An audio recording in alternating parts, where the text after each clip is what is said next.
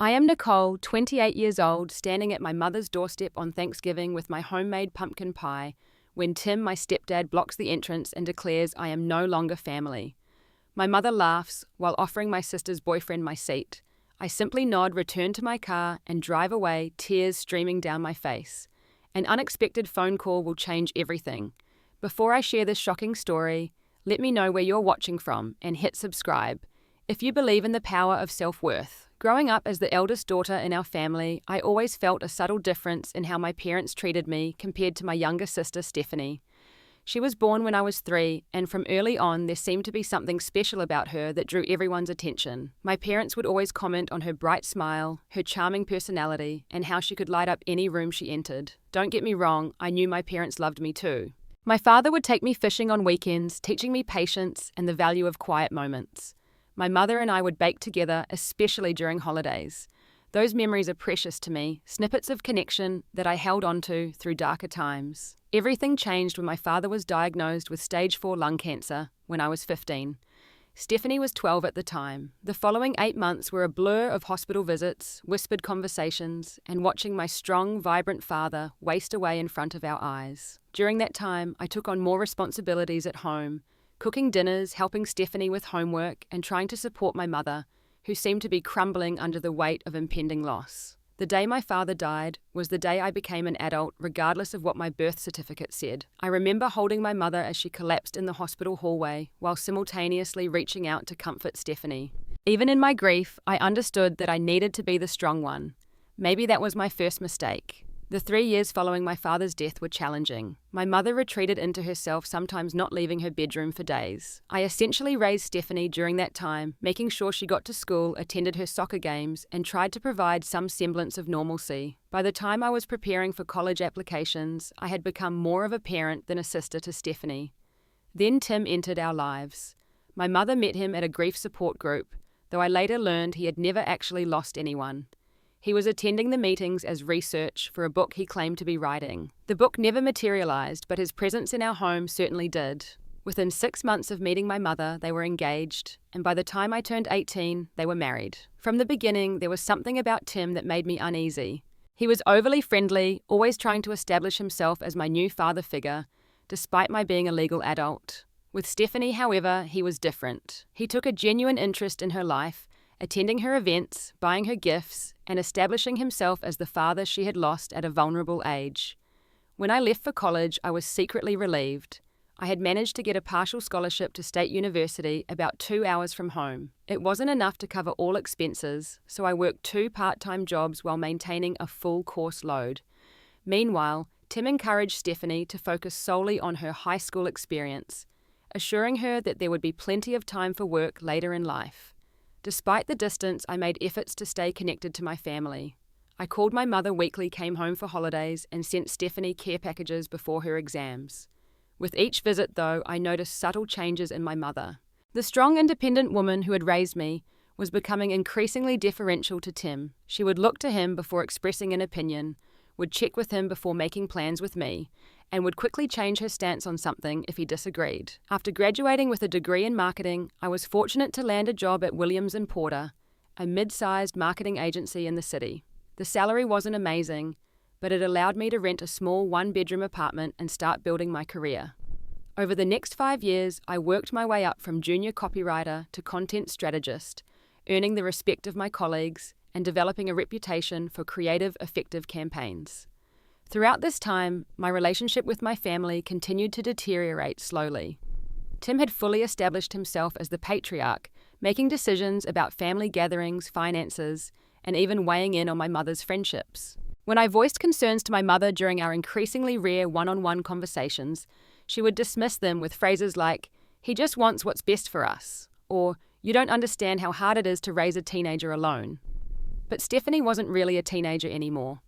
By the time I was 26, she was 23 and still living at home, taking occasional community college classes, but never committing to a degree or career path. She had developed a pattern of starting projects with enthusiasm, then abandoning them when they became challenging. Tim and my mother enabled this behavior, always providing financial support and making excuses for her lack of follow-through. Whenever Stephanie got into trouble, Whether it was a fender bender from texting while driving or being fired from her third retail job for chronic tardiness, Tim was quick to solve the problem with his checkbook. "She's still finding herself," he would say while giving me pointed looks that clearly communicated his opinion that I had somehow missed out by being responsible and self-sufficient. 2 years ago, Stephanie started dating Jason. He was different from her previous boyfriends, more ambitious and put together.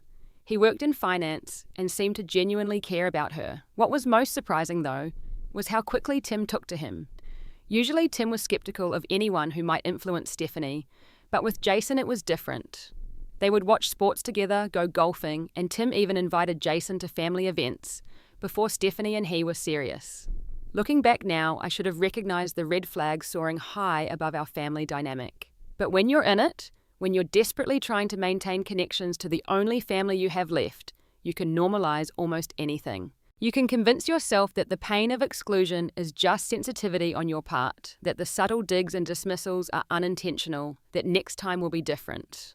I kept trying, kept showing up, kept reaching out. I sent birthday gifts, remembered anniversaries, initiated phone calls, and swallowed my hurt when they went unanswered or were met with brief, disinterested responses.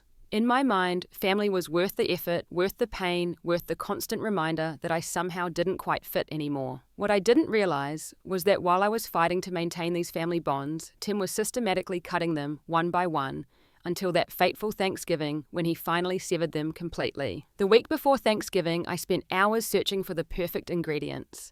My grandmother's pumpkin pie recipe was legendary in our family, a closely guarded secret she had passed down to me during one of our baking sessions when I was 12. "Not your mother," she had whispered conspiratorially, flour dusting her wrinkled hands. "You have the touch, Nicole. You'll keep the tradition alive." I had made the pie every Thanksgiving since my father died. It was my contribution, my way of bringing a piece of him to the table. This year, I was particularly determined to get it perfect. Relations with my family had been especially strained, with Tim becoming increasingly controlling about when and how I could visit. I thought perhaps the familiar taste of tradition might soften the tension. On Wednesday night, I called my mother to confirm the time for dinner. 4 o'clock, she said, her voice sounding distracted. "Tim wants to eat earlier this year." "Great, I'll be there. Do you need me to bring anything besides the pie?" There was a pause then. "No, we've got everything covered. Jason is bringing an appetizer." "Jason's Stephanie's boyfriend." "That's nice." I tried to keep my tone light despite the twinge of unease. Jason had only been dating my sister for about a year, but he was already being included in family meal planning. "Yes, Tim thinks very highly of him. He's a good influence on Stephanie." I wanted to ask what that implied about my influence, but instead said, "I'm looking forward to seeing everyone. It's been a while." My mother responded non-committally. "I should go. Tim needs the phone." The call ended abruptly, leaving me staring at my silent phone, trying to ignore the familiar hollow feeling in my chest. Thanksgiving Day dawned clear and cold. I woke early to begin preparing the pie, carefully following each step of my grandmother's recipe. The smell of cinnamon, nutmeg, and cloves filled my small apartment, bringing back memories of happier times. By noon, the pie was cooling on my counter, its surface a perfect golden brown. I spent extra time getting ready, selecting a burgundy sweater dress that my father had always said brought out the warmth in my eyes. I curled my hair, applied makeup with care, and even splurged on a new pair of boots. Silly as it seems now, I thought if I looked successful and put together, Tim might finally see me as an asset to the family rather than an outsider. Beside the pie, I placed a bottle of my mother's favourite wine and a small gift bag containing artisanal chocolates for Stephanie, an olive branch of sorts, though I wasn't entirely sure what offence I had committed. The drive to my mother's house took 40 minutes through neighbourhoods progressively more affluent than my own. Tim had insisted they move after the wedding, claiming their old house held too many sad memories. The new house was in an exclusive subdivision with manicured lawns and imposing facades. It never felt like home to me. As I turned onto their street, I noticed several unfamiliar cars parked along the curb. My mother hadn't mentioned other guests, but perhaps they were neighbours or friends of Tim's. I found a spot about 3 houses down and carefully gathered the pie wine and gift, balancing them, as I made my way to the front door. The uneasy feeling that had been simmering since my conversation with my mother intensified as I approached the house. Through the large front window, I could see movement, more people than our usual Thanksgiving gathering. I shifted the items in my arms to free a hand for the doorbell. Before I could ring it, the door swung open. Tim stood there, his tall frame blocking the entrance. He was dressed in an expensive-looking sweater and slacks, a glass of scotch in his hand. His expression was cold, nothing like the fake joviality he usually displayed in front of others.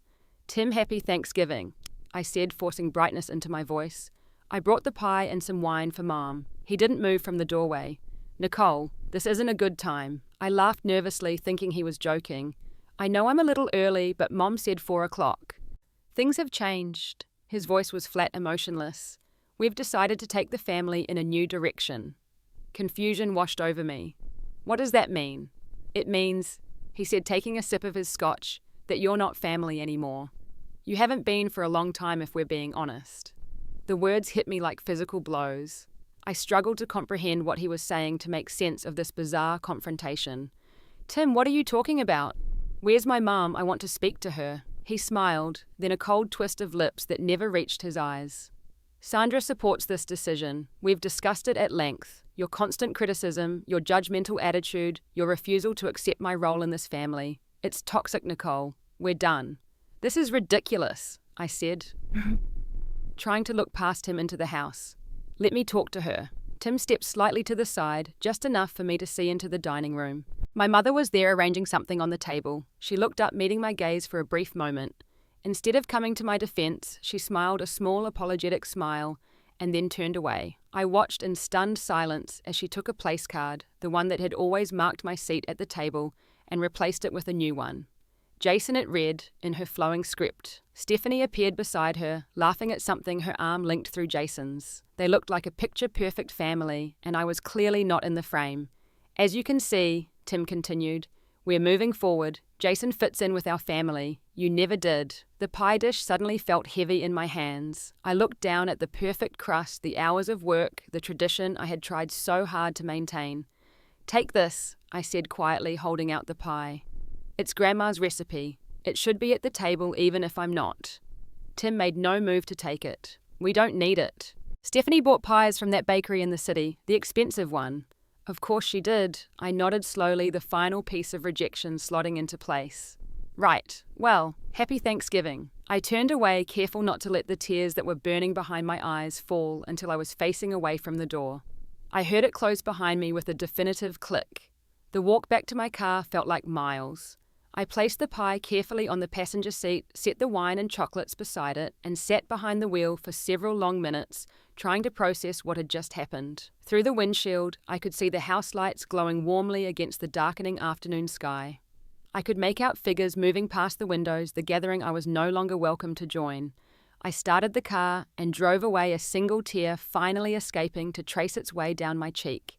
I had no idea where I was going. All I knew was that I couldn't stay there, looking at the physical manifestation of the family that had decided I was no longer a part of it. I drove aimlessly through unfamiliar neighborhoods, streetlights beginning to illuminate as dusk settled around me. My mind replayed the scene at the door over and over, searching for something I could have said or done differently. The shock was giving way to a hollow, aching pain that seemed to radiate from my chest outward. Eventually, I found myself pulling into the parking lot of a small coffee shop, one of the few businesses open on Thanksgiving Day. Through the window, I could see a handful of patrons, probably people like me, with nowhere else to go. The neon open sign buzzed faintly, a lonely beacon on this family-centered holiday. Inside the cafe was warm and smelled of coffee and cinnamon. A weary-looking barista offered me a sympathetic smile as I ordered a large black coffee. I selected a small table by the window, as far from the other customers as possible. My phone felt heavy in my pocket, a reminder of how utterly alone I was at that moment. I pulled it out anyway, scrolling through my contacts. Who could I call on Thanksgiving evening? My closest friend Alicia was in Chicago with her large, boisterous family. She had invited me to join them if I didn't want to deal with family drama, as she put it. I had declined, convinced that this year would somehow be different with my own family. I considered calling her anyway, but pictured her surrounded by relatives, having to step away to comfort me. I couldn't bring myself to interrupt her holiday with my crisis. My finger hovered over a few other names. College friends, work acquaintances, my neighbor who had once invited me for coffee. But each mental scenario ended the same way, with me intruding on someone else's celebration, becoming an obligation rather than a welcome guest. In the end, I put my phone away without making a call. I sipped my coffee and watched through the window as occasional cars passed by, presumably filled with people returning from family gatherings, their bellies full of turkey and togetherness. After an hour, the barista announced they were closing early. I thanked her, left a generous tip, and returned to my car. The pie and wine still sat on the passenger seat, a sad testament to my rejected peace offerings. My apartment felt especially empty when I returned. I had never decorated much, always telling myself it was because I was too busy with work, but the truth was simpler and sadder. This place had never felt like home, just somewhere to sleep between visits to what I considered my real home with my family. I placed the pie on my small dining table and opened the wine. There seemed no point in saving it now. I poured myself a glass and cut a slice of the pie, eating it mechanically as I sat alone at my table. It was delicious, perfectly spiced, and smoothly textured. My grandmother would have been proud. The thought brought fresh tears to my eyes. As the night progressed, I tried to distract myself with television, but every channel seemed to be showing holiday specials. Families gathered around tables, reconciliations after misunderstandings, the magic of togetherness. I eventually settled on an old action movie, something with explosions and car chases, and not a family dinner in sight. The days following Thanksgiving blurred together. I called in sick to work on Friday, unable to face people, unable to answer the inevitable questions about how my holiday had been. When Monday came, I forced myself to go in pasting on a smile and offering vague responses about a quiet Thanksgiving. Throughout the following week, I tried repeatedly to contact my mother. My calls went unanswered. My texts received no response. I even sent an email, something formal and conciliatory, asking what I had done wrong and how I could make it right. The digital silence was deafening. Then on Friday evening, as I was heating up leftover takeout, my phone chimed with a text message. My heart leaped, thinking it might be my mother. Instead, it was Stephanie. "Stop harassing Mom," the message read. "You've always been selfish and judgmental. Tim's the best thing that happened to our family, and you've never accepted him. You're toxic, and we're all happier without you. Get the hint and leave us alone." I sat heavily on my couch, the phone trembling in my hand. Was that truly how they saw me? Had I been the problem all along? I scrolled back through years of text exchanges with my sister and mother, searching for evidence of this toxicity Stephanie accused me of. Yes, there were times I had questioned Tim's decisions, especially regarding Stephanie's lack of direction.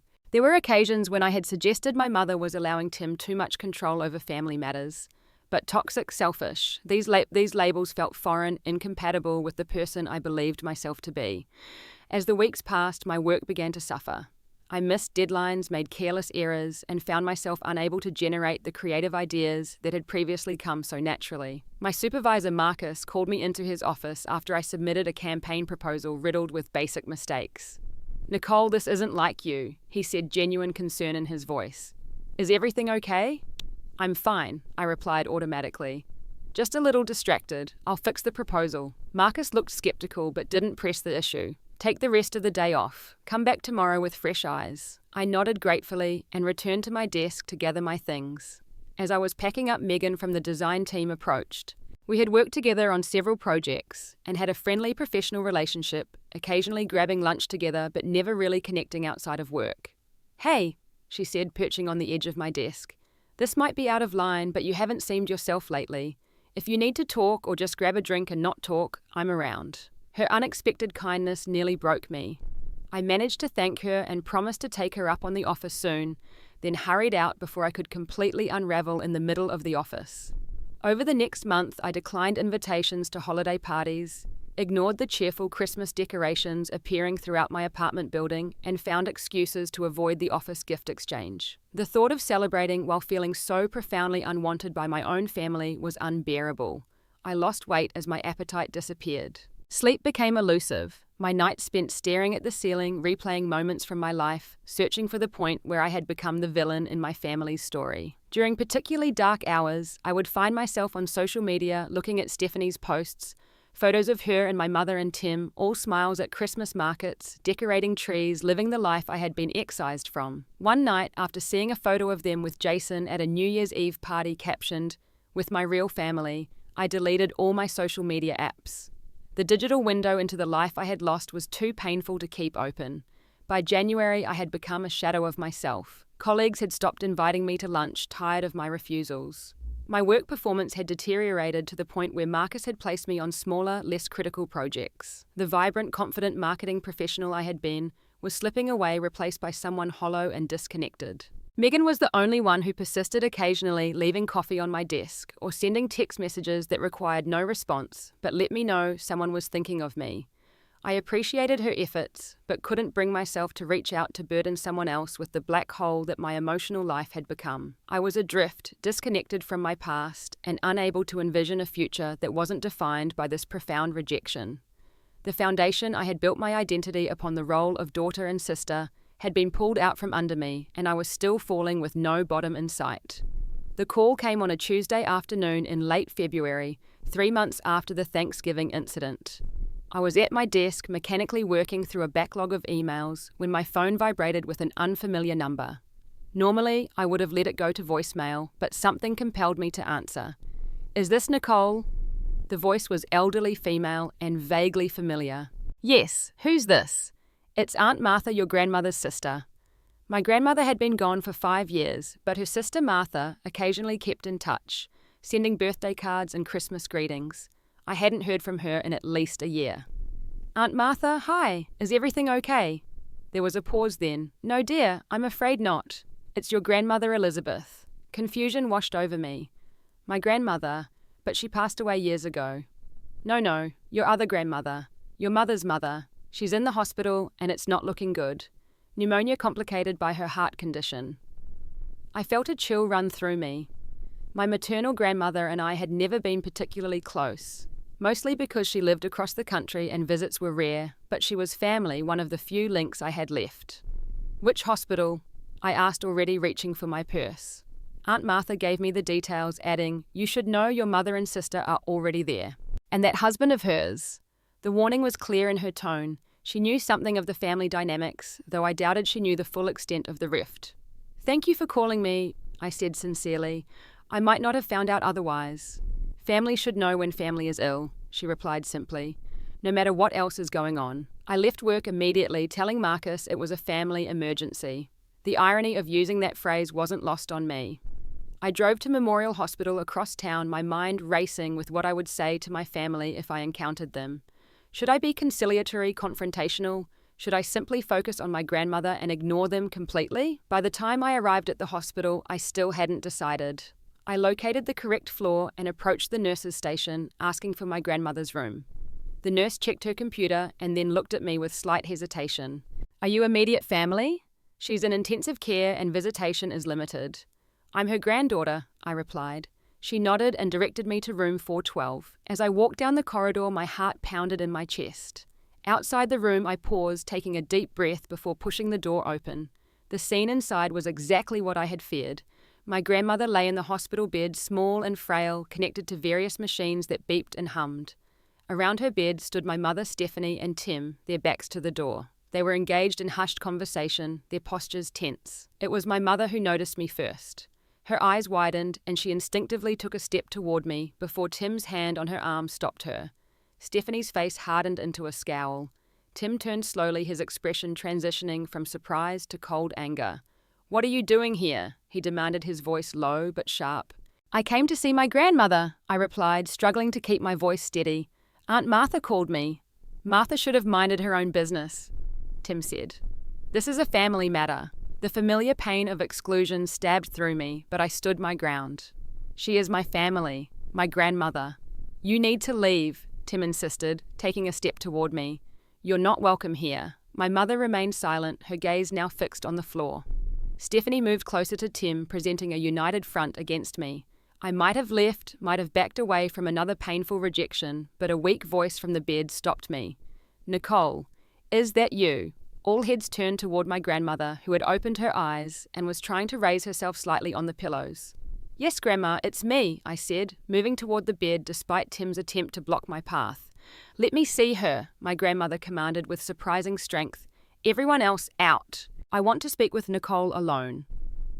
Tim's face reddened with anger, but even he wasn't willing to directly contradict an elderly woman in a hospital bed. My mother looked conflicted, torn between her husband's obvious displeasure and her mother's wishes. "Mum, the doctor said you shouldn't get agitated," she began. Sandra, I'm dying, not stupid, my grandmother replied sharply. I'll get more agitated if you don't give me 5 minutes with my granddaughter. Now go. Reluctantly, they filed out of the room, Tim casting a venomous look in my direction as he left. When the door closed behind them, my grandmother patted the edge of the bed weakly. Sit down, child. You look terrible.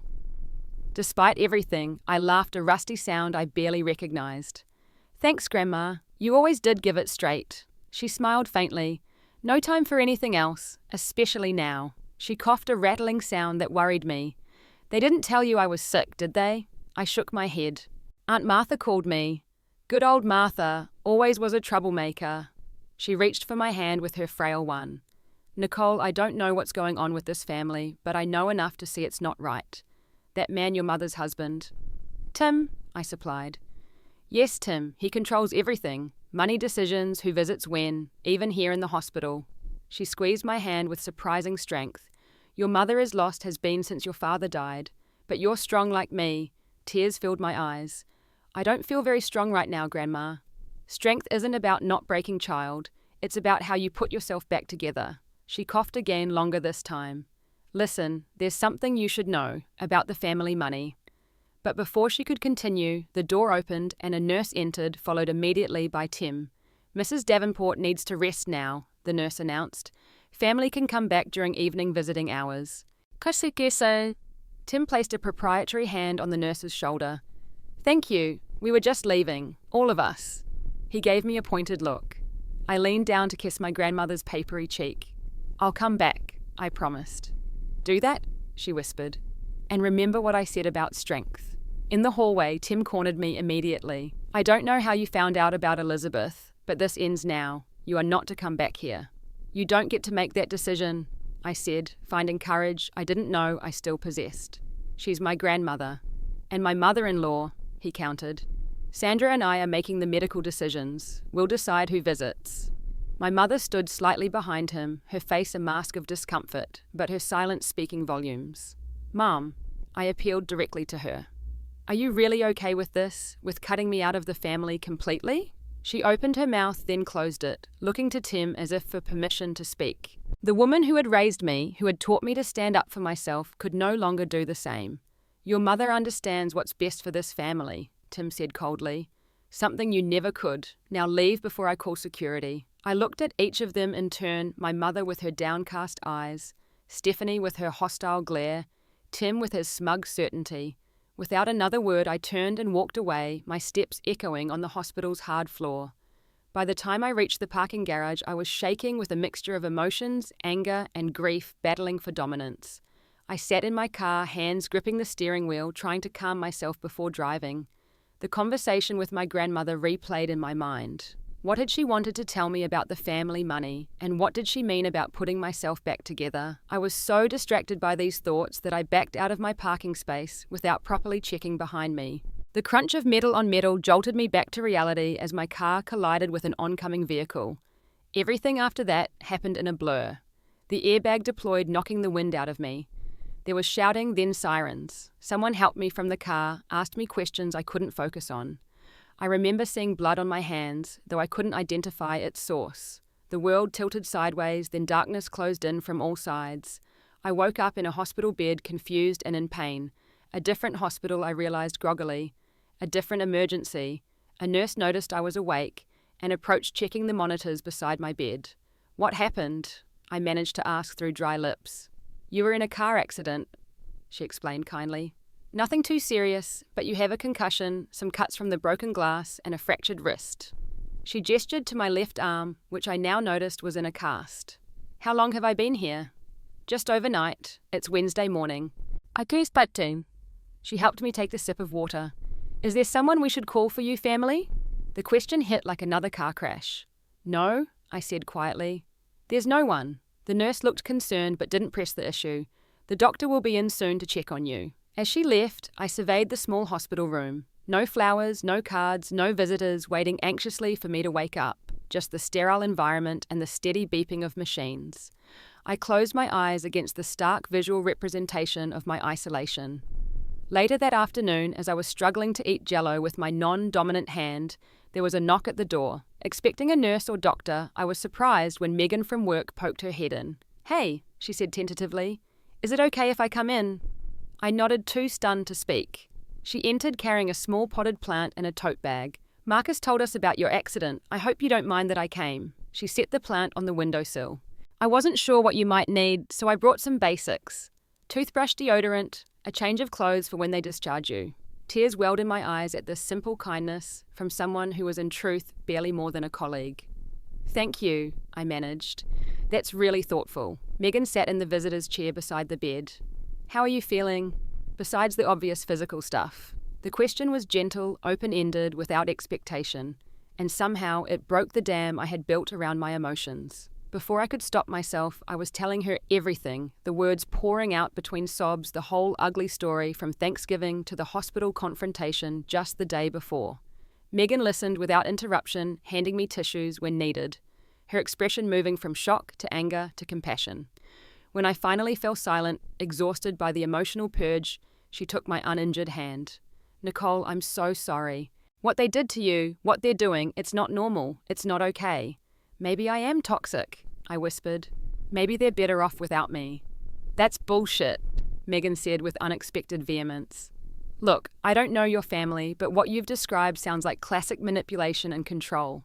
This Tim guy has isolated your mother and sister, and you were a threat because you could see through him." I had never considered this perspective before. Could Tim's animosity toward me be because I questioned his authority, not because I was inherently flawed? "When you're discharged, you're coming to stay at my place," Megan continued. "My couch pulls out into a bed, and you shouldn't be alone with a concussion anyway." "I can't impose on you like that," I protested weakly. "You're not imposing, I'm offering," she squeezed my hand. "Besides my cat, Jupiter could use the company when I'm at work. He's very therapeutic." For the first time in months, I felt a tiny spark of something that might have been hope. Someone cared, someone believed me, someone was willing to help without conditions or manipulation. That night alone in the hospital room, I reached a point of clarity. I had lost everything, or so it seemed. My family had rejected me, my grandmother was dying, my car was totaled, my job was in jeopardy due to my deteriorating performance. Even my apartment felt like a temporary space rather than a home. I had hit rock bottom, a term I had heard, but never truly understood until that moment. There was nothing left to lose, nowhere further to fall, and in that strange, painful space, I found a kind of freedom. If I had nothing, then I had nothing to fear losing. If I was already excluded, then I no longer needed to contort myself to fit in. As I drifted into uneasy sleep, my grandmother's words echoed in my mind. "Strength isn't about not breaking, child. It's about how you put yourself back together." Megan's apartment was cozy and lived in with mismatched furniture, artwork covering the walls and plants on every available surface. Jupiter, a massive orange tabby, eyed me suspiciously from his perch on the bookshelf as Megan helped me settle onto the pull-out couch. "Bathroom's down the hall, kitchen is open for raiding any time," she explained, placing a stack of towels and bedding beside me. "I'll be heading to work in the mornings, but I can come home for lunch to check on you." "You really don't have to do that," I insisted. "I'm okay on my own." Megan fixed me with a stern look. "Concussions are serious, Nicole. You need someone checking on you for at least a few days. Doctor's orders." The truth was, I was grateful not to be alone. My apartment had begun to feel like a prison of isolation, and the thought of returning there in my current state was depressing. Jupiter eventually warmed up to me, or at least to the warm lap I provided, and settled into a purring mass on my legs as I flipped through channels on Megan's television. On my third day at Megan's, I received a call from an unknown number. It was a lawyer representing my grandmother. "Ms. Davenport asked me to contact you directly," the woman explained. "She wants to update her will and has requested a private meeting with you present." I was surprised but agreed to meet at the hospital the following day. When I told Megan about the call, she offered to drive me, given that my car was totaled and I was still on pain medication. "Do you want me to come in with you?" she asked as we pulled into the hospital parking lot. "For moral support." I considered it, grateful for the offer. Maybe wait in the cafeteria. I should talk to my grandmother alone first, but having backup nearby would be good in case my family shows up. She nodded understandingly. "Text me if you need me to run interference." The lawyer, Ms. Chen, met me in the lobby and escorted me to my grandmother's room. There was no sign of my mother or Tim, which was both a relief and somewhat suspicious. My grandmother looked even weaker than before, her skin nearly translucent against the white hospital sheets, but her eyes were clear and focused as I entered. "Nicole," she said, her voice barely above a whisper. "You came back." "Of course I did," I replied, taking a seat beside her bed. Ms. Chen set up her laptop on the rolling hospital table. "Mrs. Davenport, shall we proceed as discussed?" My grandmother nodded, then turned to me. "Nicole, there's something I need to tell you, and then something I need to do." She explained that shortly after my grandfather died 10 years ago, she had established a trust for her daughter and grandchildren. The trust contained her savings, investments, and the proceeds from selling my grandparents' house, a considerable sum. "Your mother was to receive a quarterly stipend, nothing extravagant, but enough to help after your father died. You and Stephanie each have trusts that mature when you turn 30 to help you establish yourselves." I was stunned. I had no idea this money existed. My mother had always claimed we were struggling after my father's death. "Tim discovered the trust about a year after he married your mother," my grandmother continued. "He was furious that he had no control over the money. He's been pressuring me ever since to change the terms to make your mother the sole beneficiary so he could manage the funds." Ms. Chen interjected. Mrs. Davenport has been concerned about undue influence and has asked me to document these conversations. My grandmother reached for my hand. "When I got sick, Tim saw an opportunity. He and your mother have been here constantly, but not out of concern for me. He's been pushing for me to change my will, suggesting you've abandoned the family and don't deserve your share." Anger flared inside me. "That's why he didn't want me visiting you." She nodded. "Nicole, I'm making changes to my will today, but not the ones Tim wants." She looked to Ms. Chen. "I want to ensure Nicole's portion is protected, irrevocable, regardless of what Sandra or Tim might say later." The lawyer spent the next hour documenting my grandmother's wishes. I learned that not only was my trust to remain intact, but she was adding additional provisions to protect it from any family interference. She was also leaving me her personal belongings, including family heirlooms and photographs. So the family history isn't lost or rewritten. As we finished, my grandmother's energy was clearly fading, but she held onto my hand with surprising strength. "Nicole, whatever happens with your mother, know that you are not the problem. Tim saw in you what he fears most, someone who can't be controlled, someone who might expose him for what he is." Tears filled my eyes. "I wish I could take you away from here somewhere. They couldn't manipulate you." "Oh, child," she said with a sad smile, "I'm not going anywhere but the next world soon, but you still have a chance at a life free from their toxicity. Take it." Ms. Chen packed up her equipment and stepped outside to make some calls, leaving us alone briefly. "Grandma," I said hesitantly, "I don't care about the money. I just want my family back." "The family you want back doesn't exist anymore, Nicole. Maybe it never did. Your mother made her choice when she let another man come between her and her child. That's on her, not you." She coughed weakly. "Promise me you'll build a new life, a better one, without waiting for them to change." Before I could respond, the door burst open. Tim stood there, face contorted with rage, my mother and Stephanie behind him. "What the hell is going on here?" he demanded. "Elizabeth, what have you done?" My grandmother, despite her frail condition, fixed him with a steely gaze. "Exactly what I should have done years ago, Timothy. Protected my family from you." Tim turned his fury on me. "You manipulative bitch. Swooping in when she's vulnerable to turn her against us." I stood, placing myself between him and my grandmother's bed. I was invited here by my grandmother and her lawyer. "Lawyer?" My mother's voice was high with panic. "Mum, what lawyer?" Ms. Chen chose that moment to return, introducing herself calmly as my grandmother's legal representative. What followed was ugly. Tim shouted threatened legal action, accused me of elder abuse. My mother cried, pleading with her mother to reconsider, while Stephanie hurled insults at me, calling me greedy and selfish. Hospital security was eventually called, and we were all asked to leave my grandmother needing rest. In the parking lot, Tim cornered me one last time.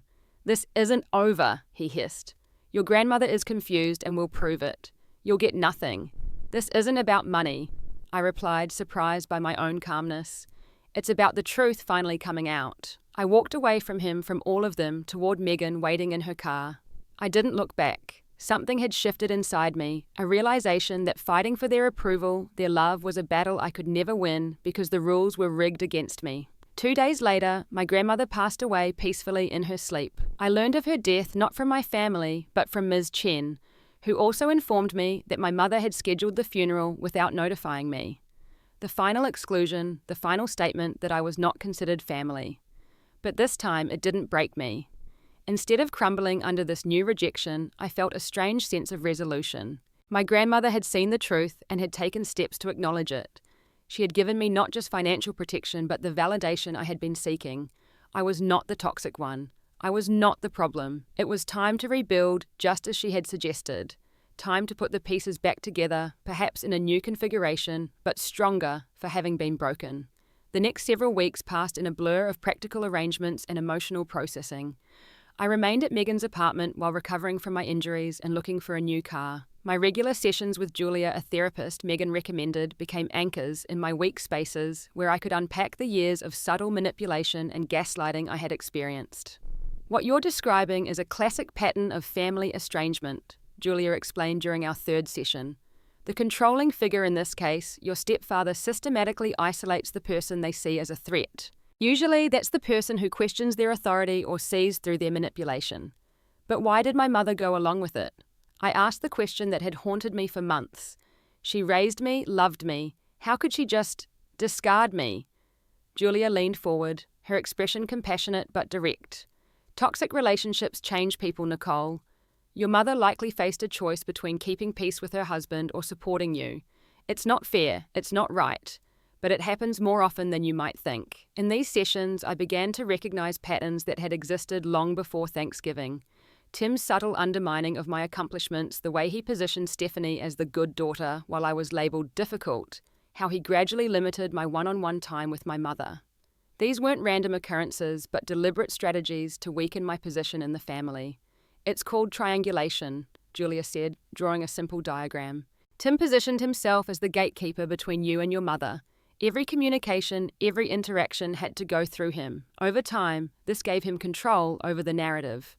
Understanding the mechanics of what had happened didn't erase the pain, but it helped me stop blaming myself.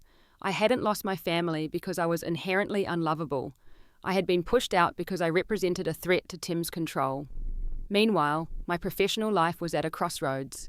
My extended absence and previous performance issues had put my position at Williams & Porter in jeopardy. Marcus had been patient, but I knew I needed to make a decision about my future there. To my surprise, it was David, the head of the digital strategy department, who approached me when I came in to discuss my options. Nicole, I've been following your work since you joined the company, he said, inviting me to sit in his office. You have a unique perspective and creativity that's valuable to us. I'd like to offer you a position on my team for the North Star campaign. The North Star campaign was the company's biggest project of the year, a complete digital rebranding for a major tech client. Being asked to join this team wasn't just a lifeline, it was a vote of confidence I desperately needed. I don't understand, I admitted. My recent work hasn't been great. Why would you want me on such an important project? David smiled. Because I've seen what you're capable of when you're at your best. And because sometimes we all need someone to believe in us when we're not at our best. Working on the North Star campaign became a form of therapy in itself. I threw myself into the creative challenges, contributing ideas that were well received by both the team and the client. Slowly, my professional confidence began to rebuild. My personal life was transforming as well. After a month on Megan's couch, I found a new apartment in a vibrant neighborhood closer to work. It was smaller than my previous place, but filled with character, large windows, and a small balcony where I started growing herbs and flowers. For the first time, I invested in making a space truly mine, painting the walls, buying furniture I loved, rather than just what was functional hanging artwork that spoke to me.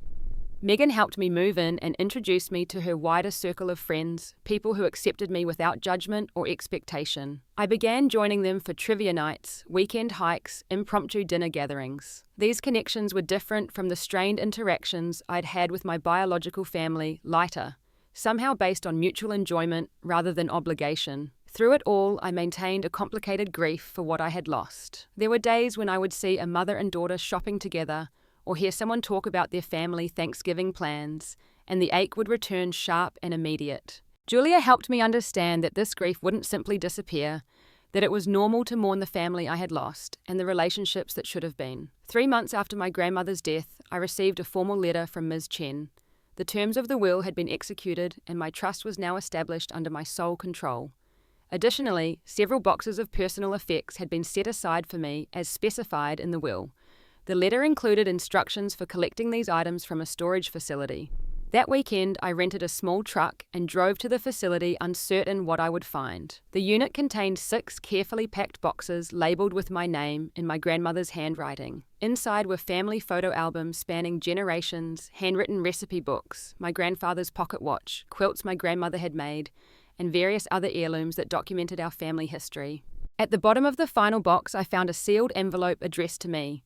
Inside was a letter from my grandmother written in her shaky hand, dated just days before her death. Dearest Nicole, it began. If you're reading this, I've moved on to whatever adventure comes next. I want you to know how proud I am of the woman you've become, despite the challenges you've faced. Your grandfather and I always saw something special in you, a strength and integrity that reminded us of the best parts of ourselves. The letter continued detailing memories she had of me growing up, affirmations of her love, and finally a piece of wisdom that resonated deeply. Family is not just blood, Nicole. Family is truth, support, and unconditional love. If those who share your blood cannot provide these things, then find those who can.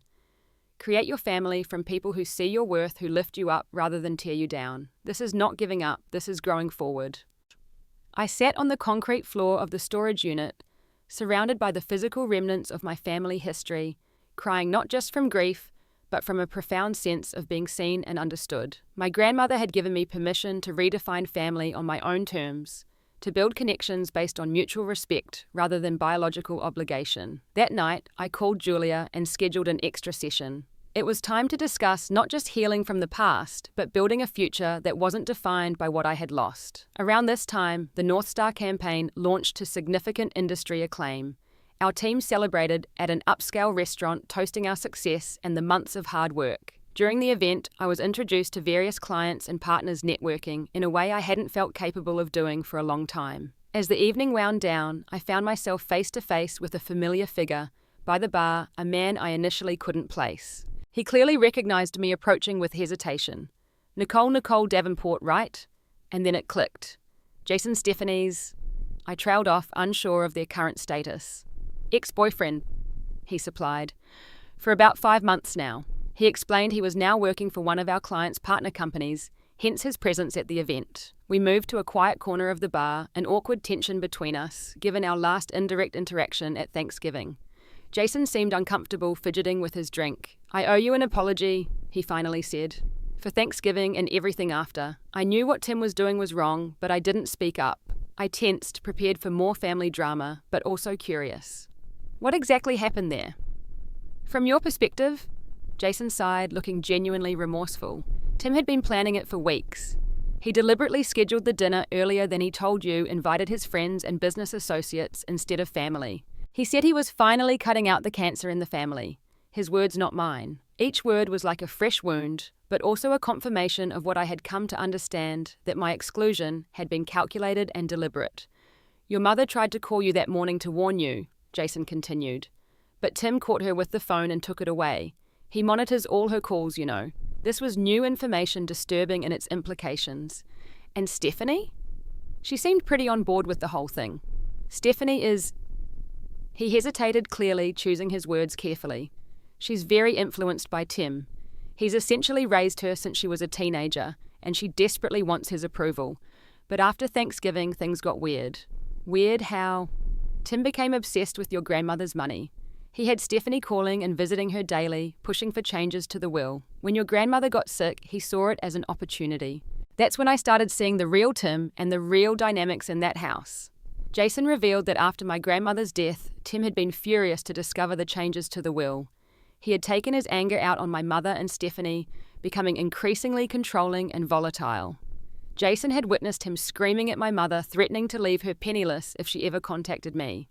The final straw for me was finding out they had planned to contest the will by claiming your grandmother was mentally incompetent. They wanted me to testify that I had seen you manipulating her in the hospital. When I refused, Stephanie broke up with me, saying I was choosing a stranger over family. The irony wasn't lost on either of us. I sat in stunned silence, processing this new information. My instincts about Tim had been correct, but the situation was even more toxic than I had imagined. Why are you telling me this now? I finally asked. Because you deserve to know the truth, he replied simply, and because I've been carrying the guilt of not speaking up when I should have. You were right about Tim all along, and I was too blind or too cowardly to see it. Before we parted ways, Jason shared one final piece of information. Tim had been manipulating my mother's finances for years, putting properties and investments solely in his name while saddling her with debt. My grandmother's protections for my trust had enraged him because it represented money he couldn't control. This conversation left me with a complex mix of emotions. Validation that I wasn't crazy or toxic, concern for my mother and even Stephanie, and a renewed determination to build a life completely independent from their dysfunction. It's strange how time simultaneously heals and distances. As the seasons changed, my new life took shape around me, distinct and separate from the family that had rejected me. The North Star campaign's success led to a promotion and new responsibilities at work. My circle of friends expanded beyond Megan to include colleagues, neighbours, and people I met through various activities and interests. My new apartment became a true home, filled with plants, books, and personal touches that reflected who I was becoming rather than who I had been. I started a small garden on my balcony, finding unexpected peace in nurturing growing things. I adopted a rescue cat, a shy black feline with one ear missing, whom I named Shadow, for his tendency to follow me from room to room. 3 years after that fateful Thanksgiving, my life bore little resemblance to the one I had led before. I had advanced to senior strategist at work, was dating Michael, a kind and thoughtful architectural engineer I had met through a volunteer program, and had developed a chosen family of friends who provided the support and connection I had always craved. As November approached again, I decided to host my own Thanksgiving dinner, inviting Megan and her new boyfriend, several friends from work, my neighbour Rosa, who was a widow with no local family, and Michael, who had become an increasingly important presence in my life. The night before Thanksgiving, as I was preparing dishes for the next day, my phone rang with an unfamiliar number. I almost let it go to voicemail, busy with cooking and preparations, but something compelled me to answer. Nicole. The voice was hesitant, familiar, yet strange after so long. It's Stephanie. I sat down heavily at my kitchen table, a whirlwind of emotions racing through me. Stephanie, it's been a while. 3 years. She confirmed, her voice smaller than I remembered. I got your number from Jason. He said you two had talked a while back. We did, I replied, unsure where this conversation was heading. How are you? There was a long pause and then a sound I hadn't expected, a stifled sob. Not great, honestly. A lot has happened. Over the next half hour, Stephanie shared the developments in our family since I had last seen them.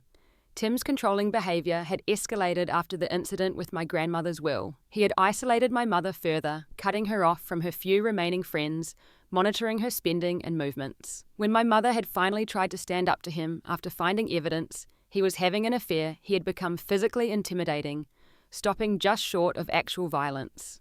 Stephanie, witnessing this, had begun to see Tim for who he truly was. It had been a gradual awakening, she explained, helped along by therapy she had secretly started attending. She had moved out of the family home 6 months ago, gotten a job as an administrative assistant, and was slowly building an independent life. Mum and Tim are getting divorced, she said finally. She's staying with Aunt Carol for now. She's been trying to get the courage to contact you, but she's so ashamed, Nicole, of what she allowed to happen, of how she failed to protect you. I closed my eyes, absorbing this information. The vindication I might have expected to feel was overshadowed by a complex sadness for my mother, for the years lost for the family that had fractured so completely. I'm sorry too, Stephanie continued, her voice breaking. I was awful to you. I believed everything Tim said because it was easier than questioning him. I participated in hurting you, and there's no excuse for that. Why now? I asked, echoing the question I had posed to Jason years before. Why reach out after all this time? Because it's Thanksgiving tomorrow, she replied simply. And because I'm finally understanding what family should actually mean. Not control and manipulation, but support and honesty, she paused. I don't expect forgiveness, or for things to go back to how they were before. I just wanted you to know that I see the truth now, and I'm sorry. After we hung up, I sat in my kitchen for a long time, surrounded by the preparations for my new Thanksgiving tradition, contemplating the unexpected connection to my old life. Stephanie had said our mother wanted to contact me, but was afraid. Should I reach out first? Was I ready for that step? Could any relationship be salvaged from the wreckage of the past? I called Michael, needing to process this unexpected development with someone who knew me, now not then. His calm, thoughtful perspective helped me see that I had options, that any reconnection would be on my terms within boundaries I established. The next morning, I texted Stephanie a simple message. I'm willing to meet with Mum. Coffee shop neutral ground. Next week if she wants. Thanksgiving Day itself was everything I had hoped for. My small apartment filled with friends, laughter, the scents of roasting turkey and spiced cider. We went around the table sharing what we were grateful for, and when my turn came, I found myself unexpectedly emotional. I'm grateful for second chances, I said, looking at the faces of these people who had become my chosen family, for the opportunity to rebuild, to discover that family can be something we create, rather than just something we're born into. The following Wednesday, I sat in a quiet corner of a downtown coffee shop watching the door. When my mother entered, I almost didn't recognize her. She seemed smaller somehow, her once confident posture, now hesitant, her face lined with stress and regret. She spotted me and approached slowly as if expecting me to send her away at any moment. "Nicole," she said, her voice wavering. "Thank you for agreeing to see me." "It seemed time," I replied, gesturing to the chair across from me. The conversation that followed was difficult, painful, but necessary. My mother apologized repeatedly, tears streaming down her face as she acknowledged how she had failed me, how she had allowed Tim's manipulation to override her maternal instincts, how she had betrayed the most fundamental bond between mother and child. "I was weak," she admitted, her hands clutching her coffee cup as if it were a lifeline. "After your father died, I was so afraid of being alone, of failing you girls, that when Tim came along with his confidence and promises, I surrendered everything to him. My judgment, my independence, even my relationship with you. I listened without interrupting, allowing her to say what she needed to say. When she finished, I took a deep breath. Mom, what happened hurt me deeply," I said honestly. "It's taken years of therapy and support from friends to rebuild my sense of self-worth. I can't just pretend that didn't happen or that things can go back to how they were before." She nodded, wiping away tears. "I understand. I don't deserve your forgiveness." "It's not about deserving," I explained. "Forgiveness is something I do for myself, not for you. And I do forgive you because holding on to anger only hurts me more. But forgiveness doesn't mean we automatically have a close relationship again. That would have to be built slowly with boundaries and honesty." "Anything," she whispered. "Any relationship you're willing to have on any terms." We talked for 2 hours, beginning the delicate work of understanding each other as adults, as flawed humans who had both been damaged by the same toxic presence. Before we parted, I made a decision. "I'm having a small Christmas dinner at my place next month," I said. "If you'd like to come, you're welcome. Just you, not Stephanie yet. One step at a time." "Take." The hope that blossomed on her face was both beautiful and painful to witness. "I would love that. Thank you, Nicole." As I walked home from that meeting, I reflected on the long, difficult journey I had traveled since being turned away at the door 3 Thanksgivings ago. The pain had nearly broken me, but as my grandmother had predicted, I had put myself back together, perhaps stronger, at the broken places. I thought about family, about how I had redefined it for myself, about how Michael was talking about moving in together, how Megan joked that she was my platonic soulmate, how my neighbour Rosa had taught me her secret family recipes. I thought about Shadow waiting for me at home, about the plants I had nurtured from seedlings, about the life I had built from the ashes of rejection. I had learned that family could be chosen, expanded, redefined. That blood connections were just one type of bond, neither automatically stronger nor more valuable than those we forge through choice and care. That sometimes the healthiest thing we can do is to walk away from toxic relationships, even when society tells us family should be forever. And I had learned about my own resilience, about my capacity to heal and grow despite profound hurt. I had discovered that being unwanted by some doesn't make you unwanted by all, that rejection can sometimes be a redirection toward people who truly see and value you. Sometimes family isn't about those who share your blood, but those who would spill their own for you, and I had finally found that. Have you ever had to redefine what family means to you? Leave a comment below and share your experience. And if this story resonated with you, please like, subscribe, and share it with someone who might need to hear that family can be chosen, that healing is possible, and that sometimes the most painful rejections lead us to where we truly belong. Thank you for being part of my journey, and I wish you the strength to create the family you deserve, whether by blood or by choice.